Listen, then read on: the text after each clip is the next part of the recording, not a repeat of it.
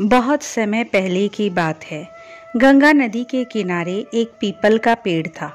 पहाड़ों से उतरती गंगा अपने पूरे वेग से बह रही थी। अचानक पेड़ से दो पत्ते नदी में आकर गिर गए। एक पत्ता तिरछा गिरा और एक पत्ता सीधा गिरा। जो पत्ता तिरछा गिरा था वो जिद पर अड़ गया और कहने लगा कि आज चाहे जो हो जाए, मैं इस नदी को रोक कर ही रहूँगा, चाहे मेरे प्राण ही क्यों न चले जाए, मैं इसे आगे नहीं बढ़ने दूंगा। वह पत्ता जोर जोर से चिल्लाने लगा, रुक जा गंगा, मैं तुझे आगे नहीं जाने दूंगा। पर नदी तो बहती ही जा रही थी। नदी को पता ही नहीं था कि कोई पत्ता उसे रोकने का प्रयास कर रहा है। इधर पत्ते की जान पर बनाई थी। वह लगातार संघर्ष कर रहा था।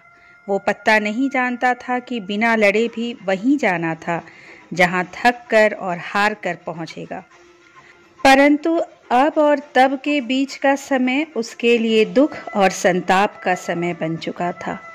वहीं दूसरा पत्ता जो सीधा गिरा था वो नदी के प्रवाह के साथ बड़े मजे से बहता जा रहा था और कह रहा था, चल गंगा, आज मैं तुझे तेरी मंजिल तक पहुंचाऊंगा। चाहे जो हो जाए, मैं तेरे मार्ग में कोई भी अवरोध नहीं आने दूंगा। नदी को इस पत्ते के बारे में भी कुछ पता नहीं था। वह तो अपने धुन में सागर की ओर बहती जा रही थी। लेकिन ये पत्ता खुश और आनंदित था, क्योंकि उसे तो लग रहा था कि मैं ही नदी को अपने साथ बहाए ले जा रहा हूँ। तिरछे पत्ते की तरह सीधे पत्ते को भी ये नहीं पता था कि चाहे वो नदी का साथ दे या नहीं, नदी तो वहीं पहुंचेगी जहां उसे जाना है। पर अब और तब के बीच का समय उसके लिए आनंद का समय बन चुका था।